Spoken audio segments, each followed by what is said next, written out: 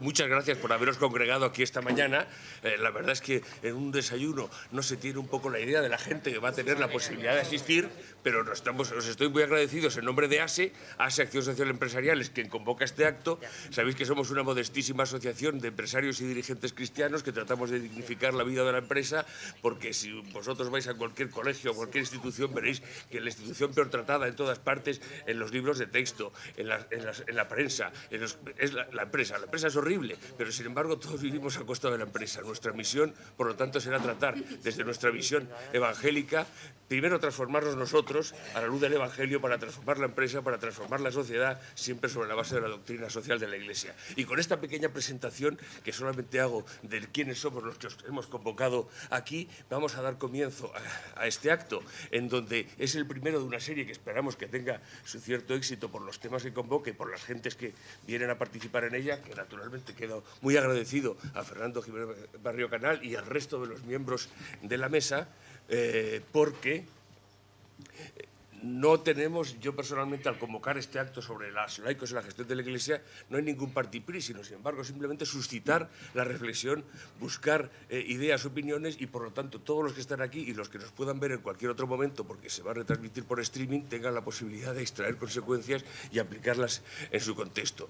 Yo en esto de la gestión siempre había dos cosas que me han en la profesionalidad que son un poco contrapuestas, pero que son las que me han movido siempre. Uno, cuando yo era abogado jovencito y iba por aquello de la asistencia, el letrado de oficio, asistía a los detenidos y veía a aquellos policías que tardaban exactamente media hora en escribir una línea y además había un instructor y un secretario y yo decía, ¿por qué esta gente no se dedica a perseguir ladrones y dejan esta labor mecanográfica a alguien que sepa hacer su oficio de una manera mucho más eficiente, mucho más rápida?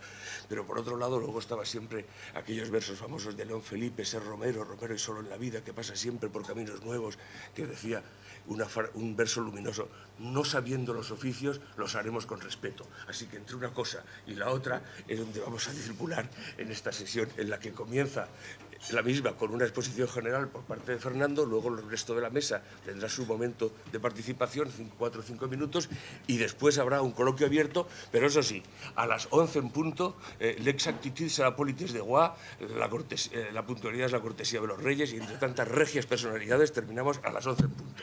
Fernando, tuyo es. Muy bien. Pues nada, lo primero, muchísimas gracias a todos ustedes por su presencia y sobre todo por tener inquietud sobre este tema, ¿no? Yo acabo de montar un lío poniendo 2 proyectores y 2 sistemas, yo aquí tengo que pasar las transparencias, por otro lado las pasará Irene por ahí, pero bueno, intentaremos, sobre todo para no aburrirles en estos 15-20 minutos que les voy a trasladar algunas reflexiones sobre los laicos y la gestión económica de la Iglesia. Empezamos, Irene. ¿Pueden los laicos administrar fielmente los bienes de la Iglesia? Es la primera pregunta que yo me planteo. No, si realmente los podemos hacer o no. Mira a ver si consigues ir a la primera del todo, arriba del todo, y la segunda. Ahí, eso es. Y vamos pasando. Primera pregunta. Pues es una cuestión que nos tenemos que plantear. Segunda pregunta, siguiente transparencia. ¿Se pueden aplicar criterios empresariales en la gestión de la vida de la Iglesia, sí o no? ¿Y hasta qué punto? Bueno, yo lo que quiero es lanzarles a ustedes preguntas, para que ustedes me digan si sí o si no. Siguiente cuestión. ¿Puede y debe la Iglesia ser empresaria? Bueno, pues también es un tema que sería interesante que ustedes nos contesten a nosotros. Es decir, ¿la Iglesia debe tener empresas o no debe tener empresas, ¿no? Bueno, de lo que se trata, por tanto, aquí, siguiente transparencia, es hacer una breve introducción, ver para qué están los bienes de la Iglesia, para qué existen los bienes de la Iglesia, cuáles son los elementos diferenciadores de la gestión que pueda tener la Iglesia con relación a otras entidades y hablarles muy brevemente de 2 experiencias concretas. Una, la que tiene que ver con la cadena COPE, que a ustedes les puede tener algún interés, y luego otra que también particularmente para mí fue de una gran de un gran orgullo, que fue la organización de la Jornada Mundial de la Juventud, ¿no? Y darles algunos puntos sobre cosas concretas que se pueden y se deben hacer, y ustedes luego ya me dicen, pues eso que usted acaba de decir es una tontería. Pues fantástico, así debatimos, y luego como hay un montón de ponentes más que nos pueden dar su experiencia de distintos ámbitos, pues será estupendo. Procuraré no pisar a ninguno de ellos, ¿no? Avanzamos. Bueno, en primer lugar, decirles que este tema siempre es un tema controvertido, ¿no? Hay gente que piensa que la Iglesia no debe meterse en los temas de dinero, que lo que tiene que hacer es predicar y hablar bien y decirle a la gente que se convierta y punto final, pero que la Iglesia no debe participar de la gestión, ¿no? Hay otros que defienden una especie de paternalismo económico, ¿no? Es decir, la Iglesia pues tiene que acoger a todo el mundo desde el ámbito económico. No se pueden aplicar criterios empresariales en la gestión económica, porque eso es realmente un desastre, y eso lo que suele ocurrir es que lleva a la ruina. O sea, toda actividad económica que se gestiona de esa manera paternalista, normalmente en el ámbito de la Iglesia lleva a la ruina, ¿no? Y otros piensan que no puede haber ninguna diferencia, que gestionar una parroquia, o que gestionar un medio de comunicación, o que gestionar una actividad económica cualquiera de la Iglesia, una lavandería, una editorial, tiene que ser exactamente igual que una empresa, ¿no? Bueno, ustedes podrán decir, a lo mejor ustedes piensan eso, que debe ser exactamente igual una cosa que la otra, ¿no? Bueno, ¿qué hacer? Pues vamos a hablar de ello, ¿no? En primer lugar, lo que quiero dejar claro es que la finalidad de los bienes de la Iglesia, ¿para qué tiene la Iglesia bienes? Esto siempre es una cosa interesante de discutir, ¿no? ¿La Iglesia tiene bienes para cualquier cosa? No, miren, la Iglesia tiene bienes, y así lo define el canon, creo, 1254 del Código, tiene para el cumplimiento de sus fines. ¿Y cuáles son los fines de la Iglesia? Pues la Iglesia básicamente tiene que hacer tres cosas. Una, anunciar una buena noticia. Es decir, hay una buena noticia para el mundo, es lo que se empeña el Papa Francisco permanentemente, es decir, por eso se habla de la alegría del Evangelio y tal. Hay una buena noticia que cambia el corazón del hombre y la Iglesia tiene que anunciarla. Y para anunciarla tiene que tener bienes. Para vivir y expresar la fe, esa buena noticia de que Dios existe, hacen falta también bienes. Y para ejercer la caridad, una vez que uno ha descubierto el inmenso amor que Dios le tiene, y una vez que uno vive el inmenso amor que Dios le tiene, descubre que en el rostro del otro, y especialmente en el más necesitado, está Cristo encarnado, y por eso vive toda la actividad asistencial de la Iglesia. Esto es muy importante, aunque les parezca una cuestión muy teórica, pero es que toda la gestión de la Iglesia, de los bienes, tiene sentido en tanto en cuanto están encaminados a sus fines, y si nos olvidamos de esa perspectiva, estamos haciendo el tonto. Con esto no quiero decir, otra cosa distinta es cuando un laico gestiona una empresa. Evidentemente una empresa tiene una serie de fines y tal, y tendrá que cumplir la doctrina social de la Iglesia, pero como me han pedido que hable sobre la gestión de los bienes de la Iglesia, pues voy a hablar de este tema y de la presencia de los laicos. ¿Qué elementos diferenciadores tiene la administración de los bienes de la Iglesia? Pues en primer lugar, si hablamos de finalidades, el primer elemento es la finalidad, lo que les acabo de decir. Los bienes de la Iglesia están afectos a unos fines, y esos fines, anuncio, vivencia de la fe, darse a los demás, son los que configuran su gestión, y por tanto cualquier cosa que hagamos tiene que estar encaminada en ese punto, los fines. En segundo lugar, hay unos criterios morales de gobierno, que estos sí son aplicables tanto al gestor de los bienes de la Iglesia como cualquier otro gestor que esté gestionando bienes y que sea, pues que tenga una inspiración en la doctrina social de la Iglesia. Y por último, hablaremos de algunas aplicaciones concretas. ¿Esto cómo se concretiza? El problema normalmente de la doctrina social de la Iglesia es que hay unos principios estupendos, pero cuando uno se encuentra ante una crisis y tiene que, en la diatriba de si tiene que despedir al personal o tiene que cerrar la empresa, entonces dice, ya los criterios morales de la Iglesia ya no me valen. Sí, claro que te valen, por eso vamos a hablar de ello, ¿no? La finalidad de la actividad de la Iglesia, yo les digo que en principio los bienes de la Iglesia y básicamente pueden estar afectos a tres tipos de finalidades. Una finalidad que llamamos directa, una finalidad que llamaríamos indirecta y una finalidad que llamaríamos de rendimientos. En los tres grandes grupos que tienen que ver de bienes que gestiona o de actividades que gestiona la Iglesia. Finalidad directa. Adelante. La finalidad directa tiene que ver con un conjunto de actividades donde están presentes los laicos. En primer lugar, en los bienes de acción directa pastoral, en una parroquia, en una diócesis, pero bueno, como está aquí un ecónomo ilustre, ya nos contará su experiencia sobre este punto. Hay por lo menos un par de ecónomos aquí en la sala, pues nos pueden contar.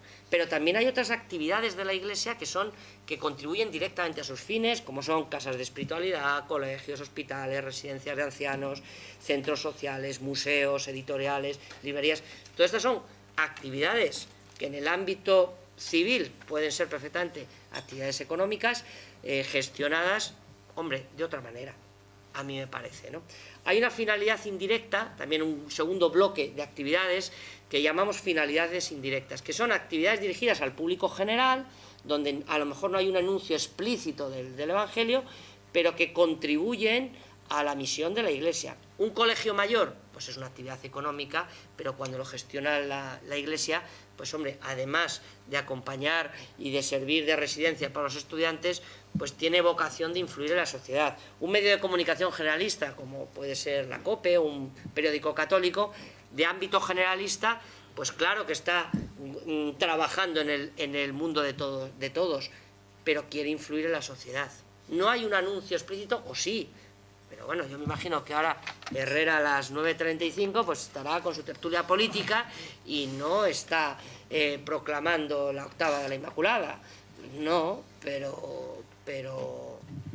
o la novena de la Inmaculada, sino que realmente lo que está haciendo es hablando de la actualidad política, pero intentando sembrar ahí un pozo de lo que nosotros entendemos la configuración social, o editoriales generalistas, librerías. Ahí hay todo un grupo de cosas que también tienen esa otra cuenta de resultados que nosotros llamaremos y que luego hablaré. Y luego hay lo que llamamos la finalidad por rendimientos, que son actividades compatibles con el Evangelio que permiten generar recursos. Es decir, las monjas de clausura tienen lavanderías, tienen hospederías, vendemos bienes, o incluso se pueden hacer un montón de otras actividades que, siendo compatibles con el magisterio de la Iglesia, permiten a la Iglesia vivir de sus rendimientos. Y eso también es lícito y es oportuno y deben estar los laicos ahí. El siguiente punto, una vez que ya hemos visto en qué áreas puede trabajar la Iglesia y dónde pueden estar los laicos trabajando, hoy hay algunos criterios morales. Esto lo paso rápido, pues lo saben ustedes muy bien, y los que son de ASE me pueden dar a mí lecciones de doctrina social de la Iglesia, no yo al revés, ¿no? Pero hay una serie de valores que yo creo que son tremendamente importantes y que están en el corazón de la vida de la Iglesia de toda la vida. Un bien importante que es el bien común. Hoy en día se habla de la utilidad general, de ponernos...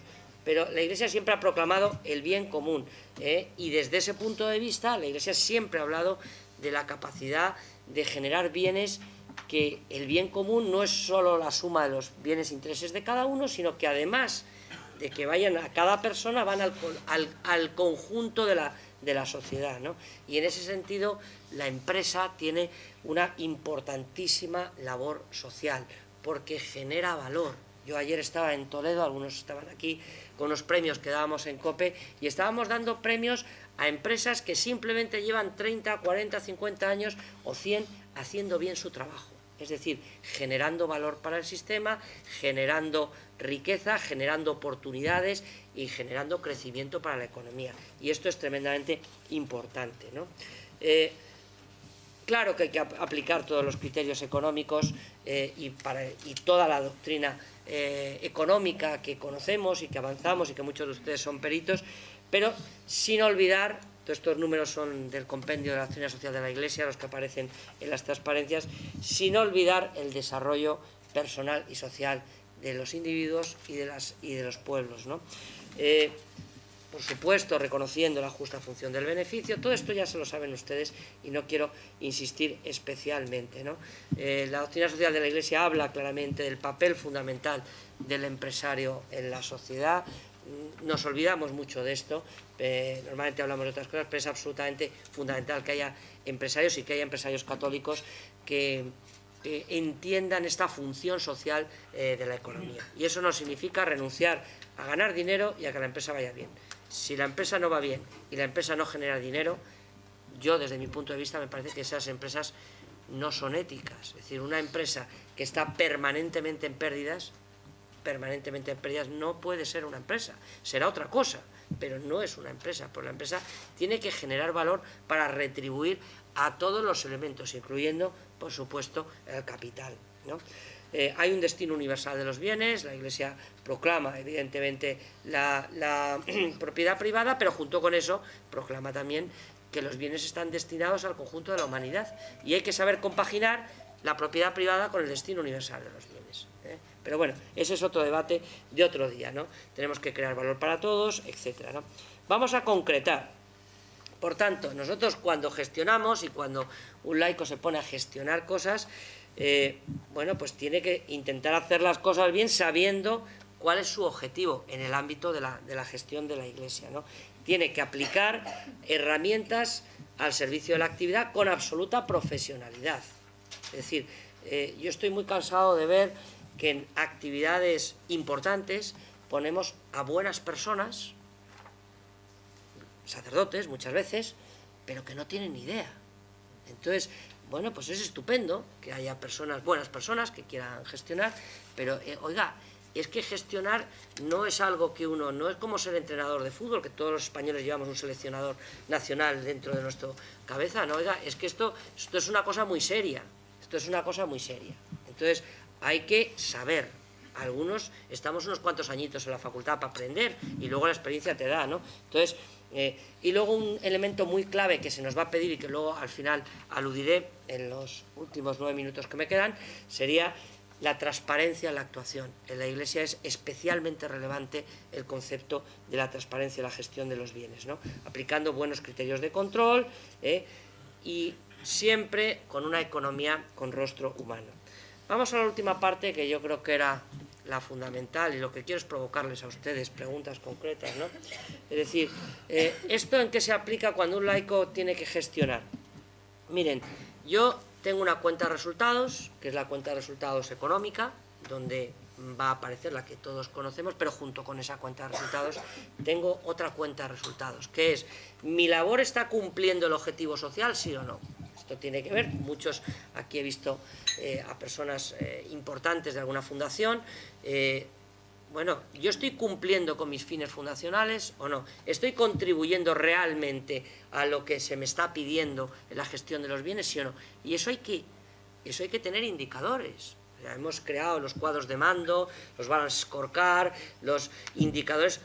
Tenemos que establecer indicadores de nuestra actividad concreta para saber si estamos cumpliendo con la función que se nos ha encomendado, ¿no? Tenemos que hacer planes realistas, no contar cuentos, que en la vida de la Iglesia a veces hacemos castillos en la arena. No vamos a hacer el gran medio católico. A mí cuando alguien me dice, no, voy a hacer la revista que se va a leer en toda España y qué tal, porque digo, usted sueña, hay que aterrizar, generar valor y estar en el mercado real es muy difícil, y muchos de ustedes que son empresarios lo saben, es muy complicado, ¿no? En el tema de personal tenemos en la Iglesia siempre muchas dificultades. ¿Por qué? Pues porque por un lado la relación laboral es peculiar. Es decir, cuando alguien trabaja para el ámbito de la Iglesia, evidentemente es un trabajador, pero se le requiere un plus. ¿Por qué? Porque somos una empresa de tendencia, entre comillas, y porque incluso la Unión Europea lo tiene previsto. Los trabajadores que están en el ámbito de las confesiones religiosas se les debe pedir un plus, se les debe pedir bueno, pues una cierta consonancia con lo que están realizando.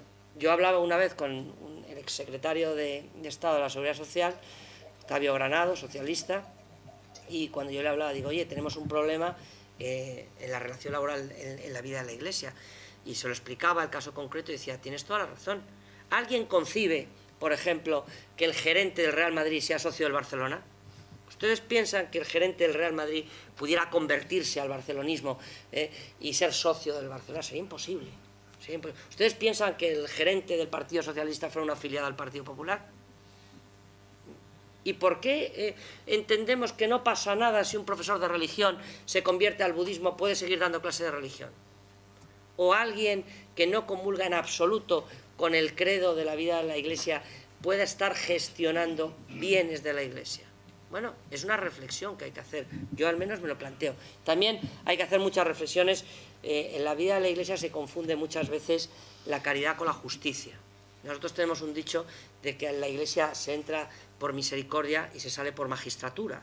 Y esto es algo muy habitual. Oye, hombre, mira a ver este chaval, y mira a este chaval que era estupendo, al final salen por magistratura, ¿no? Y esto es un tema que tenemos que tener cuidado, porque tenemos que buscar retribuciones justas y sistemas justos de funcionamiento, donde no se trata de explotar a nadie, pero la gente, en fin, tiene que saber. A mí cuando me dicen, no, esto es la Iglesia, digo, por eso usted va a trabajar mucho más, no mucho menos, mucho más, mucho más. ¿Por qué? Porque usted tiene un compromiso por encima de los demás. Yo no espero que usted trabaje 8 horas, yo espero que usted rinda como 14, porque usted tiene el plus de trabajar para la Iglesia, no es usted un católico comprometido. Lo digo porque hay veces que este tipo de cosas a veces pasas, ¿no?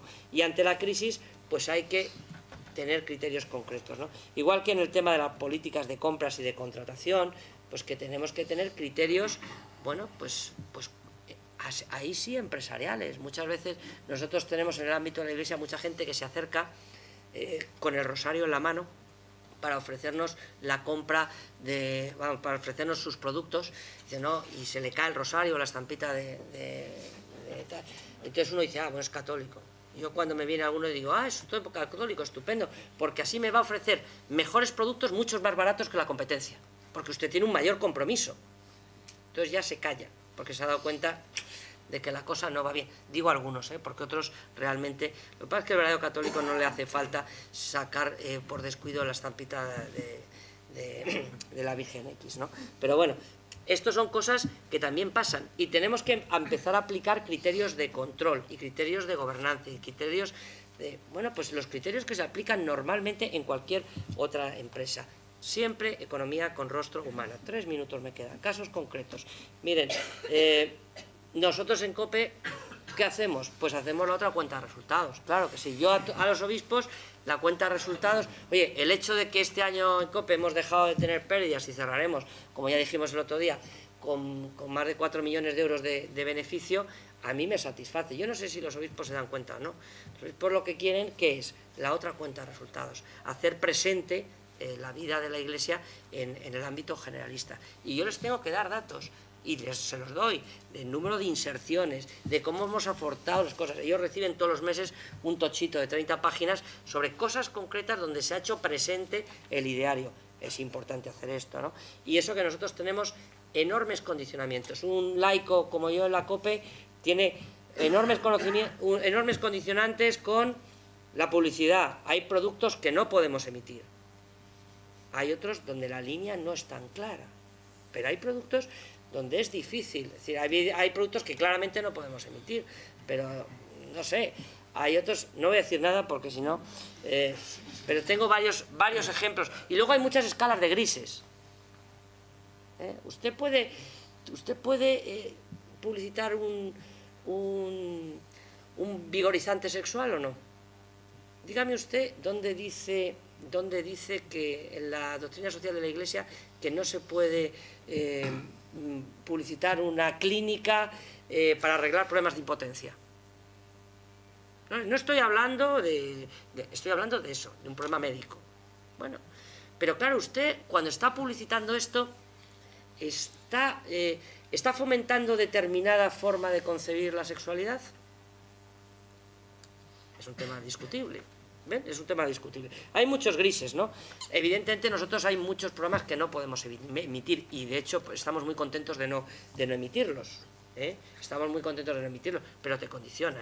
Una gran empresa nos ofreció 1 millón de euros netos por emitir un programa en nuestra emisora musical de 3/4 de hora. Nosotros lo vimos, no podíamos tocar el contenido y dijimos, miren, nosotros esto no lo emitimos. Y era de música.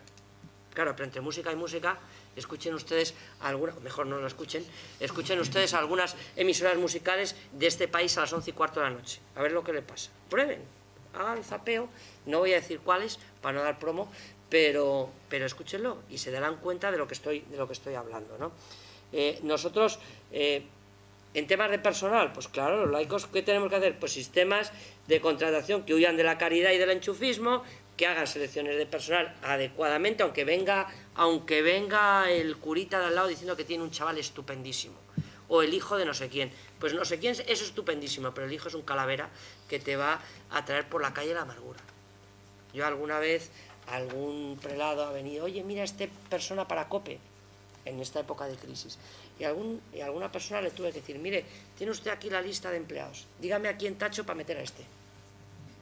Claro, ¿a quién tacho para meter a este? Hombre, no te pongas así, digo, es que esa es la verdad. Y lo otro son cuentos, ¿no? Y por eso, pues nosotros, por ejemplo, pues aplicamos estos criterios. Y yo cuando a mí los obispos me encargaron, en último minuto, me encargaron el tema de la JMJ, pues dijimos, pues vamos a aplicar estos criterios y vamos a hacer concursos abiertos. Y hicimos los concursos de catering, de no sé qué, absolutamente abiertos. Y nos dimos cuenta que algunos proveedores episcopales pues presentaban propuestas hasta un 300% más caros que lo que estaban proponiendo otros. ¿Por qué? Porque había otras rutinas, porque la Iglesia hace falta trabajar en esta línea, hace falta ser transparentes, hace falta entrar en criterios de gestión. Y eso lo pueden hacer los laicos. Los sacerdotes difícilmente, en materia de personal, en materia de contratación, van a poder realizar este tipo de cosas, ¿no? Ya les he dicho el tema del laboral, todo esto ya se lo he contado, no les quiero, como tienen que intervenir más personas y a mí me molesta que los demás se enrollen demasiado, pero bueno, ahí tenían también pues todo lo que tiene que ver con lo que les he dicho de hacer contratos, hacer concursos públicos, ser transparentes, rechazar obsequios que nos comprometan mentalmente, oye, ¿tú puedes aceptar algo o no? Depende. Si eso me compromete, no. ¿Y eso dónde está la barrera? ¿La barrera es una cifra? No lo sé. La barrera es si eso me compromete a mí. Si a mí me está comprometiendo ese regalo, no lo puedo aceptar. Si no me compromete, pues ¿por qué no lo voy a poder aceptar? Pero también, vuelvo a decir, que es un criterio personal. También les he dicho, con los proveedores de toda la vida, esto lo saben también los ecónomos, y bueno, pues decirles, por ejemplo, temas concretos que nosotros hemos hecho en materia de personal en la COPE, lo he explicado ya varias veces. En caso, nosotros hemos evitado el hacer un expediente de regulación de empleo en un momento que la crisis nos sacudió y de hecho la facturación pues ha caído en el sector radio más de un 40% en la época de la crisis, ¿no? Uno podría despedir a la gente, hacer un expediente de regulación de empleo, hubiera sido incluso hasta probablemente que no hubiera sido éticamente reprobable, ¿no? Bueno, nosotros optamos por otra fórmula, que es decir, oye, ajustemos salarios proporcionalmente, de una escala desde el 0 al 20%, y cuando vengan las cosas bien, devolveremos a los trabajadores a su salario inicial. Lo hicimos el año pasado, y el año pasado pudimos devolver a los trabajadores al salario inicial de la crisis. Pero no solo eso, nosotros nos comprometimos con los trabajadores para decir, ustedes han invertido en la empresa. Bueno, déjenme que en el momento que yo empiece a ganar dinero, yo les devuelva esa inversión, y les devuelva hasta el último céntimo que ustedes me han prestado. Eso no está en ningún papel, no se ha adquirido un compromiso contractual, se ha adquirido un compromiso moral, ¿no? Y eso ha permitido que hubiera paz social y que la gente sepa que ha ayudado a la empresa a contribuir con este bien, ¿no? Es lo que nosotros llamamos el plan social, y lo conocen muy bien todos los sindicatos que están en el ámbito de los medios de comunicación, porque lo han reclamado a sus otras empresas, ¿no? Yo creo que eso es aplicar concretamente la doctrina social de la Iglesia, ¿no? Bien, voy a terminar aquí, simplemente decirles, esta es la última transparencia, creo que el papel de los laicos es absolutamente fundamental en la gestión en general de las empresas y en general, por supuesto, de los bienes de la Iglesia, que necesitamos laicos profesionales, que necesitamos laicos comprometidos, o sea, personas de fe que puedan vivir esto, que puedan conjugar su profunda conocimiento empresarial con ganas de trabajar, y personas comprometidas con los fines que al final tiene la Iglesia, con capacidad de decisión. Necesitamos que los obispos y los sacerdotes pierdan el miedo a gestionar, a encomendar a los laicos, Yo alguna vez cuando me dicen, oye, esto podría ser así, digo, me parece muy bien, pero como ustedes me han encargado a mí esto, se va a hacer de esta manera. Y se va a hacer de esta manera porque yo lo creo de esta forma. Yo he tenido la suerte que en la conferencia episcopal se me ha dejado trabajar. Y como se me ha dejado trabajar, pues oye, pues ha ido las cosas bien. Necesitamos que en la Iglesia se reconozca el trabajo de los laicos, que se retribuya adecuadamente, porque hay veces que uno discute entre pagarle los 800 euros que cobra un cura oiga, no, es que un laico, es que ese trabajo a lo mejor es un trabajo de 3, 4, 5, 6.000 euros en una empresa. Y tiene que haber una justa retribución, ¿no? Y bueno, pues siempre con criterios de transparencia. ¿Está bien? Pues hemos iniciado aquí un montón de cosas, así que muchas gracias por escuchar y vamos adelante. Gracias.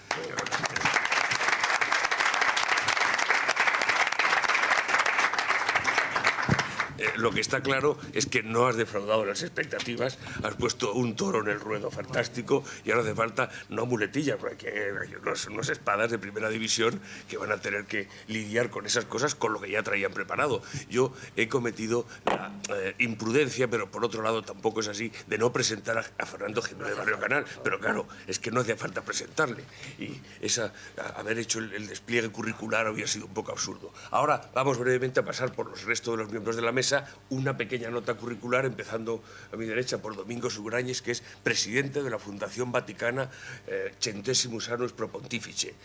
Bueno, ese es el culmen de una carrera vinculada, como su condición de economista, primero a la vida siempre de los dirigentes cristianos y luego mucho tiempo a Mafre, donde fue vicepresidente en temas de asuntos económicos, y además de eso es una gran persona y un amigo, así que te dejo en el uso de la palabra. Y gracias. Pasamos, yo creo que esto es lo más fácil de pasar. Gracias, Luis. Y gracias por los estimulantes ideas y propuestas y preguntas del conferenciante. Yo, preparando un poco esto, estaba viendo páginas web de diócesis de grandes capitales y me llamó la atención en la de París.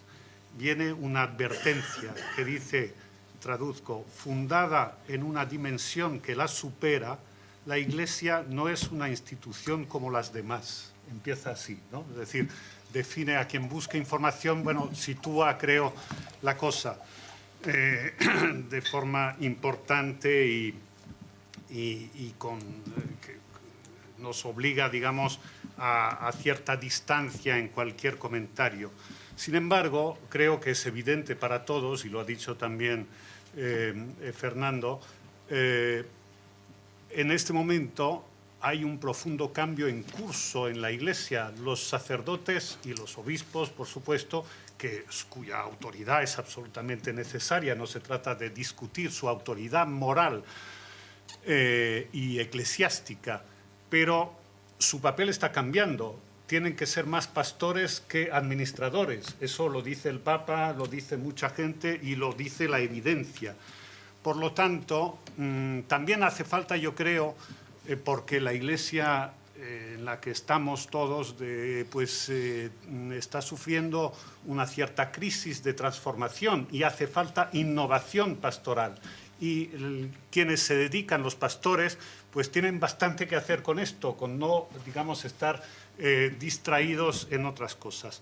O sea que faltan laicos para los temas administrativos, no solo para eso, porque los laicos, lo dice el Concilio Vaticano II, su misión es ir a la sociedad y transformarla según el plan de Dios, o sea, no es poca cosa, pero bueno, vamos a dedicarnos primero a administrar lo que haya que administrar. Pero yo creo que, y es una pregunta que le hago, mi primera pregunta, digamos, sugerencia al conferenciante, es hacen falta laicos formados. Yo creo que hay muchísima gente que busquen salario o no busquen salario, probablemente muchos no busquen salario, no busquen remuneración, pero que están suficientemente formados en lo económico, en lo contable, en la revisión contable, en los criterios de gestión, pero les falta quizá la formación, no como cristiano de base, porque bueno, muchos desean y son creyentes, pero les falta la cultura, la formación propiamente necesaria para entender los temas de la Iglesia más en profundidad, para conocer un poco el derecho canónico, etcétera, por ejemplo, ¿no? O simplemente la estructura legal, la jurisdicción que existe sobre, digamos, los temas legales en España. En fin, hay una serie de temas que no conocemos. Para eso haría falta una especie de escuela, yo creo, para llamarlo entre comillas, economistas o contables de la Iglesia, ¿no? O sea, un cuerpo que hay que crear de gente que sepa de su tema profesional, pero que además tenga una suficiente cultura en temas de la Iglesia propiamente. Yo creo que eso hace falta y sería relativamente fácil organizarlo. El Papa Francisco, cuya total, digamos, prioridad es naturalmente esa transformación pastoral de la Iglesia. Sin embargo, la primera reforma en el tiempo que ha puesto en marcha en la Curia Vaticana ha sido el tema económico, financiero, introducir reforma contables, reforma presupuestaria, disciplina, donde no siempre la había, etcétera. O sea, más o menos lo que nos ha indicado, pero lo está haciendo además con mucha energía y mucha exigencia. Yo creo que eso es una señal importante. Nos indica como que, digamos, el tema económico tiene cierta autonomía, ¿no? Y hay que llevarlo de forma profesional independientemente de cualquier otra consideración. La Fundación Centesimus Annus Pro Pontifice, que es una fundación de Derecho Vaticano, efectivamente, bueno, yo puedo decir que antes de que fuera obligatorio, bastante antes, fue la primera entidad vaticana en publicar cuentas auditadas y ponerlas en la página web. Bueno, yo creo que la credibilidad, el concepto de accountability, de poder rendir cuentas, son necesidades hoy para cualquier institución, también para la Iglesia. Es un lenguaje establecido, un lenguaje neutral en cierto modo, hasta cierto punto, pero que pues no hay otro. Es decir, en ese sentido, creo, y es la segunda, digamos, pregunta o sugerencia que yo haría, en concreto sobre las diócesis de la Iglesia española. Yo he mirado, como he dicho, las páginas web, por ejemplo, de Nueva York, de Boston, de Westminster, Londres, de Múnich y otras muchas.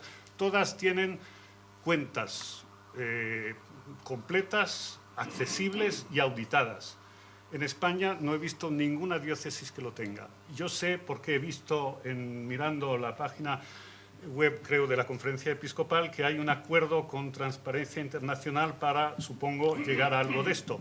Pero esa es la pregunta. Y yo creo que para muchos de nosotros hemos vivido en las empresas lo que supone tener un sistema de información, de gestión, vinculado, disciplinado por la contabilidad y que permite conocer las cosas y cambiarlas. O sea que creo que no es una cosa baladí. El publicar las cuentas es muy importante. Gracias. Muchas gracias, Domingo. La verdad es que estáis sacando una cantidad de temas que van a ser importantes, que consigamos tener tiempo para gestionarlos. Pero yo ahora ya sin más le dejo la palabra a Rufino Orejas, que es empresario, miembro del Consejo de Acción Social Empresarial, al igual que Domingo Segurañez, y bueno, presidente de unas cuantas empresas en Asturias, que es del lugar de donde viene, y además miembro del Consejo Económico de la Diócesis. Gracias, Luis. Bueno, Domingo, la diócesis de Oviedo auditamos las cuentas, ¿eh? No sé si será la excepción. ¿Se publican? Sí, se publican y se auditan. Pero bueno, yo la verdad es que tengo una experiencia relativa en relación con estos temas, y la realidad es que yo creo que Luis cometió un error estratégico en dejar hablar primero a Fernando, porque la verdad es que Fernando ha hecho un barrido de todas las cuestiones de tal calibre que no ha dejado yo casi prácticamente nada sin tocar. Y quizás si hubiese hablado al final, pues podría complementar fenomenal y matizar lo que hubiésemos dicho nosotros. No obstante, pues yo al venir aquí pues, y hablar de la gestión de los laicos, yo pues llevo 12 años en el Consejo de Asuntos Económicos de la Diócesis. Aquí está, por ejemplo, Carlos Cortiña. Me alegro mucho que estés con nosotros, también me acompañó en el Consejo en alguna ocasión. Y entonces, desde esa perspectiva, pues reconozco tener una experiencia relativa. Entonces, antes de hablar sobre la gestión, pues quería hacer dos reflexiones previas, ¿no? La primera es, efectivamente, que cuando hablamos de la Iglesia católica, pues efectivamente que es una universal, es verdad, pero está formada también por muchas iglesias locales, ¿no? por todas las diócesis. Y luego dentro de las diócesis pues hay también una serie de entidades que tienen su propia autonomía, algunas incluso tienen personalidad jurídica propia. Estoy hablando pues de seminarios o de santuarios, fundaciones, patronatos, etcétera, etcétera. Y todas estas entidades pues tienen también su propia economía, y luego están las parroquias, ¿no? Que yo creo que es una unidad fundamental. Yo creo que cuando el Papa Francisco hablaba que veía a la Iglesia como un hospital de campaña, pues la unidad operativa de la Iglesia es la parroquia, que también a su vez pues tiene su propia economía, y posiblemente la economía de una parroquia, por ejemplo, de un barrio importante de una ciudad, pues no tenga nada que ver con la economía de una parroquia rural, ¿no? Entonces, todos estos organismos, estas entidades, pues tienen que funcionar, entiendo, con un criterio, con unos principios de solidaridad y de subsidiariedad. Y luego la segunda consideración era en relación con lo que es la misión de la Iglesia. Claro, la Iglesia tiene una misión muy concreta, que es pues predicar el Evangelio, que es mostrarnos a Jesucristo, fomentar el amor entre los hombres, darnos esperanza, encauzar los sentimientos religiosos de las personas, cultivar las virtudes. O sea, eso es la misión de la Iglesia. Pero claro, para hacer eso, pues la Iglesia necesita, por ejemplo, promover la cultura y la enseñanza. Desde la Iglesia, pues efectivamente han salido importantísimos pensadores y ha sido la cuna del humanismo en Europa, y tiene también efectivamente que hacer labores asistenciales, y tiene que conservar el patrimonio cultural y el patrimonio inmobiliario. Y para hacer todo eso, que es la misión de la Iglesia, pues se necesitan dos cosas, como cualquier empresa, ¿eh? Necesitan dos cosas: uno, son personas, y dos, son bienes materiales. Claro, lo más importante son las personas, ¿no? Personas que tienen que ser comprometidas, y estas personas comprometidas pues pueden ser clérigos o pueden ser laicos. Y luego están los bienes materiales. Y en relación con los bienes materiales, pues yo creo que aquí hay un cierto reparo en entender la necesidad de la Iglesia en tener estos bienes. Los bienes de la Iglesia no están para el disfrute de nadie de forma privilegiada, sino efectivamente están para eso, para cumplir con la misión. Y entonces no debemos tener ningún tipo de reparo en entenderlo. Lo que sí sería realmente vergonzoso sería utilizar mal esos bienes, pero no disponer de ellos, ¿no?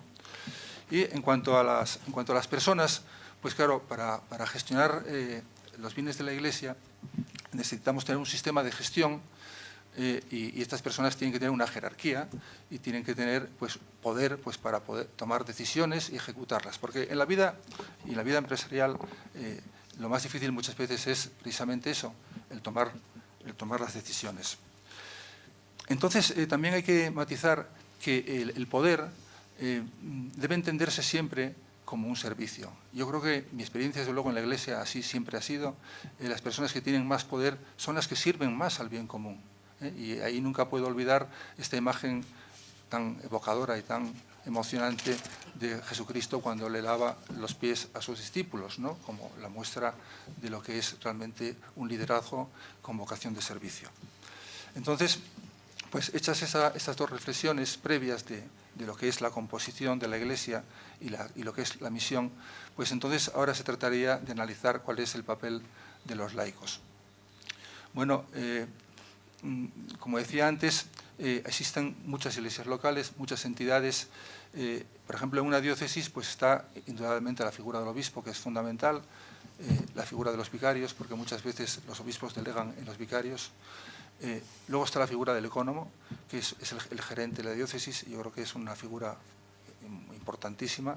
Están los consejos de asuntos económicos, que muchas veces quizá funcionen demasiado un poco a corto plazo, aprobando operaciones, y a lo mejor sí que podrían funcionar un poco más como gobiernos corporativos que mejorasen realmente el gobierno corporativo de las diócesis, en el sentido de a lo mejor pues, controlar bien la gestión, velar por la transparencia, analizar los riesgos de cada diócesis o de cada parroquia, incluso, ¿por qué no?, el hacer un pequeño plan estratégico en el que pudiese analizarse pues las fortalezas, las debilidades, las amenazas y las oportunidades. Yo, por ejemplo, a título de ejemplo, pues una fortaleza que veo es la calidad humana de las personas comprometidas en la Iglesia. Una debilidad pues, que veo sería la avanzada edad de la mayoría de ellos.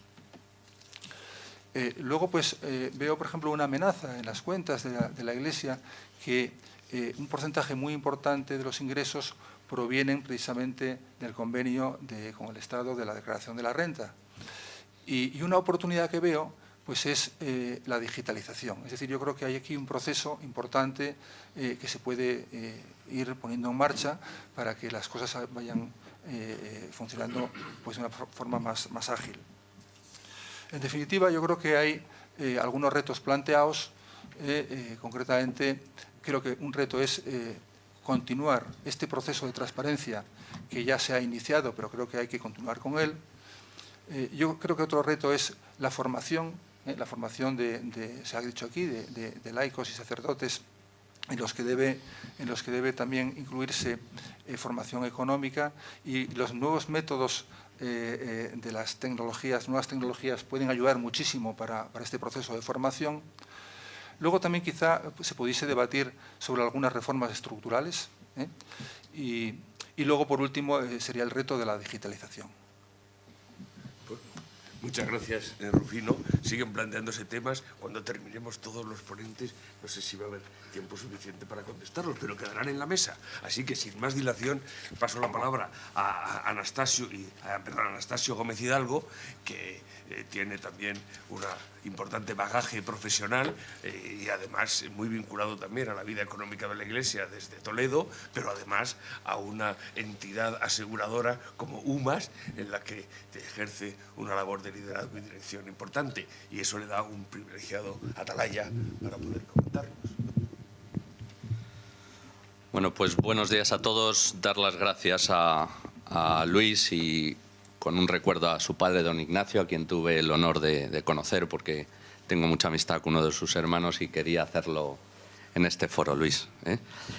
¿Qué les voy a contar yo? Esto, a medida que se avanza en el tiempo de las intervenciones, van quedando resquicios, Entonces, uno lo que tiene pensado va apuntando y dice, ya me lo ha pisado, va apuntando, ya me lo ha pisado.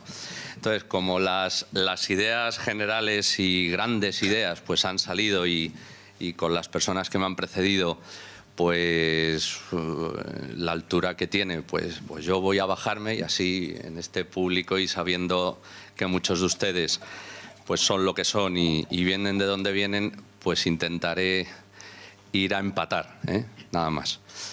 Año 98, recuerden que en el año 98 España crecía y mucho, y yo prácticamente el año anterior acababa la carrera, hacía una especialidad aquí en Madrid, en la Universidad San Pablo CEU, a la que estoy muy agradecido. Y yo pensaba pues ser un hombre importante del Paseo de la Castellana. Entonces a mí me llama un día un cura, actual obispo de Córdoba, y me dice que si me quiero ir a trabajar a una parroquia. Y a mí esto me desfondó, porque yo dije, pero vamos a ver, ¿cómo que una parroquia? Yo veía parroquia y además la de mi pueblo. Pues mire usted, ¿pero qué me está diciendo? Y entonces, bueno, pues esto sigue surgiendo, y yo hablo con mi hermano mayor, que estoy presente aquí, se lo cuento y dice, yo ni me lo pensaba. Y digo, ¿pero qué me está pasando? Entonces, sigo en el camino y me veo pues trabajando en una parroquia donde está la obra maestra del Greco, el entierro del Conde Orgaz, pues hace ya 18 años. Entonces tú llegas allí y ves pues los locales parroquiales y te metes en un despacho y, chico, pues no era lo que uno había pensado cuando estudiaba, ¿no? En el CEU, además, fijaos, ¿eh? Y vas viendo que el Señor te transforma. Y esto también, pues los laicos en la gestión económica de la Iglesia lo vemos, lo sentimos y lo participamos. Continúa en el tiempo y bueno, pues yo también allí, en ese despacho, que no tiene nada que ver con lo que hay hoy, porque ya hemos hecho obra después de 18 años, además les invito a que lo puedan conocer, pues yo allí además conocí a mi esposa actual y tengo 4 toledanos, me refiero a mis hijos, con lo cual, bueno, pues vas viendo que esto se pone serio, ¿no? Y que el Señor también está diciendo cosas. Y además, pues llega un momento en el que yo recibo una llamada en mi teléfono en el que dice: buenos días, ¿cómo estás, Anastasio? Soy Antonio Cañizares. Y esto pasa. Y digo: señor arzobispo, sí, no, bueno, sí, sí. No, pues ¿cuándo te podía ver? Bueno, pues... Y entonces pues el arzobispo te llama y vas a verle y claro, vas al arzobispado de Toledo y entonces pues te sientas con él y ves que es una persona normal y te cuenta, bueno, pues que han pensado, que puedes formar parte de un equipo económico y demás. Año 2007, insisto, 2007, 1998, toda España tenía trabajo, ¿eh? Y digo esto y enfatizo porque yo soy producto de 2 noes que me precedieron. Es decir, la gente cuando le llamaban para trabajar en una parroquia había gente que decía que no quería, ¿eh? Porque yo estoy en tal constructora, porque yo estoy en tal sitio, o sea, me ven donde voy. Entonces, de aquí sale también una reflexión muy bonita, ¿no? Y es que te buscan, no lo buscas. En la Iglesia yo no he visto medrar a nadie, ni que la meritocracia aparezca, al menos yo les puedo decir que mi currículum, bueno, no es malo porque ha servido para aún más, que ahora les contaré, ha servido para aún más. Pero me refiero que como yo, pues debe haber mucha gente, pero que también hoy estar hablándoles aquí también es fruto de haber dicho un sí, y un sí pues que cuando uno mira atrás está muy contento, pero que cuando uno se va al año en que lo dijo, daba vértigo, se lo digo sinceramente. Entonces, bueno, pues esto lo ves, lo matizas y ves que tienen confianza en ti. Hasta un punto que agradeces, pero que también pesa mucho, ¿eh? Y para esto hay que estar preparado. Y como decía ahora mismo Rufino, pues no solo saber de números y saber que la ley de transparencia es del año 2013. Por cierto, antes de que saliera la ley de transparencia, muchas diócesis ya estábamos en el camino de la auditoría. Puede ser que no se publicase, pero es que esto de decir la Iglesia lo que hace bien lo hace muy mal, porque siempre nos publican lo malo y lo que hacemos bueno no lo sabemos contar. Pero la diócesis de Barcelona lleva auditando cuentas muchos años, ¿eh? Y otras diócesis, en concreto la de Toledo, Miguel Ángel, 4 ya, ¿eh? Teniendo a disposición de PRAIS pues parroquias, yéndonos a las parroquias, revisando esta factura, la otra, con parroquias que al principio nos dejaban elegir, lo digo con toda transparencia, y que ahora ya no nos dejan elegir, ahora eligen y van, ¿eh? Bueno, pues también lo estamos haciendo. Y en esto de la transparencia les cuento algo que es muy curioso. Cuando no sé por qué lío las catedrales ganaban mucho dinero y bueno, todo esto de que por qué se cobran las catedrales y demás, esto profesionalizándolo, todas estas preguntas desaparecen.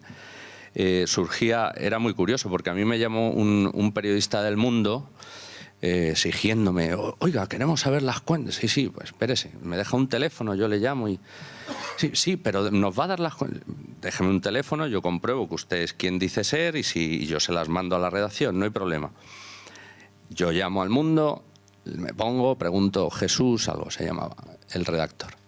Y le digo, apunte esta página web, www.architoledo.org. ¿Y qué hago? 2 clics y tiene las cuentas de la Catedral de Toledo. Pero todas, bueno, hombre, no le decimos en qué tenemos los fondos de inversión, que no le importa a nadie, que también tenemos fondos de inversión y también invierte la Iglesia en acciones. Y tampoco es pecado, ¿eh? No lo vamos a tener en un calcetín. Es que esto es obvio. O sea, pero en esto yo creo que se avanza mucho, ¿eh? Yo creo que Fernando, la Conferencia Episcopal, el equipo que tiene allí, en esto han hecho una grandísima labor. Los retos se han convertido en realidades. La digitalización, por ejemplo. La digitalización, el 1 de enero de 2017, las diócesis tendrán una RP mutandis similar a SAP, que la ha confeccionado Indra, que con un potencial grandísimo. Es decir, nos auditamos las cuentas, publicamos las cuentas. Bueno, pues que vayan saliendo retos y las seguimos cumpliendo, porque creo que es nuestra obligación. Y termino diciendo, cuando llego a UMAS, ustedes ven ahí, consejero delegado, es otra más vocación de servicio. Yo agradezco que haya venido nuestro presidente, que es el ecónomo de Burgos, y los directivos de la compañía que también están aquí. Yo estaba muy a gusto siendo secretario del Consejo, porque había dejado mi labor ejecutiva y había cogido la jurídica de una entidad aseguradora con las personas que allí están, y estaba muy contento. Y por razones de la vida tuve que hacerlo, incluso organizar mi casa para poder ser consejero delegado, que ya les digo yo que no tengo sueldo. Una aseguradora de UMAS, la inmensísima mayoría son mutualistas de la Iglesia, pues al consejero delegado le dan dietas, no sueldo, ¿eh? Y como lo digo delante de quien lo sabe, pues saben que es verdad. Entonces, bueno, ustedes ya ven que esto a veces desde fuera parece una cosa, pero en foros así yo creo que merece la pena contarlo como realmente es. Nada más de momento. Muchas gracias, Anastasio, porque pones otro enfoque, el punto de vista personal, que siempre falta. A veces se habla de las cosas en un plano y este ha sido pues muy sentido desde el punto de vista personal, y ahora tenemos que tener todavía más experiencias. Y ahora yo le quiero pasar la palabra a una persona queridísima, don Juan Isasa, físico, estudió teología en la Universidad de Friburgo, Suiza, donde estudió ciencias económicas Domingo Subraño. O sea que Friburgo tiene aquí, pero sobre todo ha sido presidente de la editorial SM, director del Colegio del Pilar, y un gran maestro, y lo digo por ciencia propia, porque me dio clase a mí. Muchas gracias. Por eso no hizo físicas. Bueno, yo me sumo a todo lo que han dicho, y desde luego yo pensaba decir una cosa y voy a decir otra que no tiene nada que ver con lo que pensaba. Vamos a ver, la Iglesia siempre ha tenido una relación conflictiva. Bueno, yo soy marianista y sacerdote. Además de estudiar teología, fui ordenado en Suiza. Algunas veces, en plan de broma, he dicho que me ordené por lo civil, porque era un país protestante, y la gente dice, pero se puede. O sea que el nivel cultural está bajito, está bajito. Bueno. Bien, la Iglesia siempre ha tenido una relación conflictiva con las finanzas, siempre. Desde que San Pablo pensó en hacer una colecta para llevarla a Jerusalén y le salió mal. Y les salió mal porque se enfadaron a los que les pedía dinero y se enfadaron a los que les llevaba el dinero. O sea que no volvió a hacer ninguna colecta. Que se sepa. Y yo creo que no es malo que haya una relación conflictiva, porque eso nos obliga a preguntarnos continuamente. Si todo estuviera clarísimo y todo fuera evidente, pues a lo mejor nos dejábamos llevar y acabábamos fatal. O sea que eso de que la relación sea conflictiva nos viene hasta bien, porque nos obliga a preguntarnos. Yo estoy en contra de las divisiones tajantes, esas de los laicos aquí, los curas aquí, los religiosos. A mí me parece que en la Iglesia somos pueblo y cada uno tiene que hacer lo que sabe, lo que puede y lo que le mandan. Y dejarnos de tanta distinción, porque al final lo mezclamos todo y no es bueno. Cada uno donde tenga que estar. Y me da lo mismo que sea laico, o que sea cura, o que sea religioso, o que sea religioso. Me parece que no, eso no funciona. La economía es algo cada vez más complejo. Para un físico decir que es una ciencia es casi una blasfemia. Pero, porque es una ciencia que nunca acierta. Entonces, claro, tiene de ciencia mucho, pero tiene mucho de otras cosas. De repente a alguien se le ocurre decir, he pensado que a lo mejor... y baja la bolsa. Dice, pero bueno, ¿cómo porque alguien diga que ha pensado no sé qué la bolsa baja? Bueno, pues ahí hay algo... Perdón, tengo 3 hermanos otorrinos, ¿eh? O sea que esto me pasa por tener tanto el otorrino a mano. Yo creo que no es una ciencia, evidentemente, no, y cada vez más compleja. Y además yo creo que cada vez es un tema más sensible. Y en eso sí que tenemos que ser muy conscientes los cristianos. La economía es un tema absolutamente sensible. Y lo es para los políticos y para los cristianos. Por lo tanto, las diócesis, las órdenes religiosas, las instituciones de la Iglesia tienen que ser conscientes de eso, y cada vez más, y utilizar los instrumentos que hay para que precisamente esa sensibilidad, bueno, pues nos lleve a un buen lugar, y no a un mal sitio, sino a un buen lugar. Que la gente sepa lo que se está haciendo, lo que no se está haciendo y por qué. Y cuando se explican las cosas con inteligencia y con sencillez, la gente las entiende. Yo he sido durante más de 25 años empresario y nunca he dejado de ser pastor. Nunca me he sentido fuera de hacer pastoral. He sido pastor siendo empresario. Era empresario cuando era director de un colegio y tenía un comité de empresa con el que me tenía que reunir y pelear y discutir y llegar a acuerdos o los que fueran necesarios. Curiosamente, siendo presidente del Grupo SM, muchos años no tuve comité de empresa, porque no querían tener comité de empresa y no lo tenían. En cambio, siendo director del colegio, sí tenía comité de empresa. O sea que siempre hemos tenido empresas, la Iglesia, siempre. Las hemos llamado de otra manera, pero los hospitales son empresas.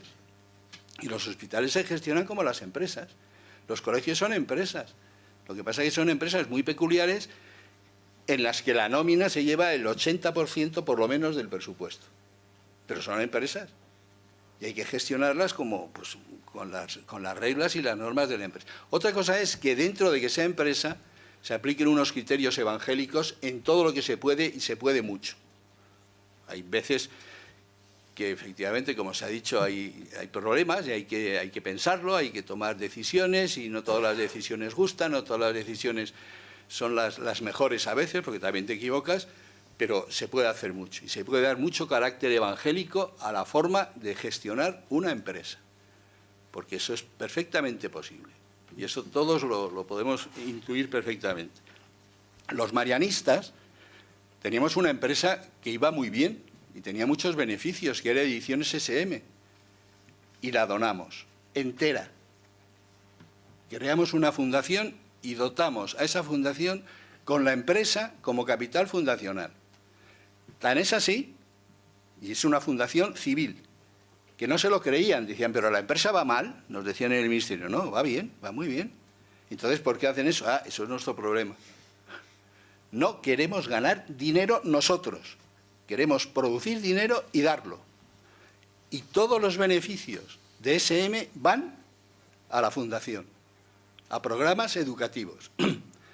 Mucha gente dice, qué maravilla lo que hicisteis. Con un poco de maldad, que también es buena y es sana, diré que no nos ha imitado nadie.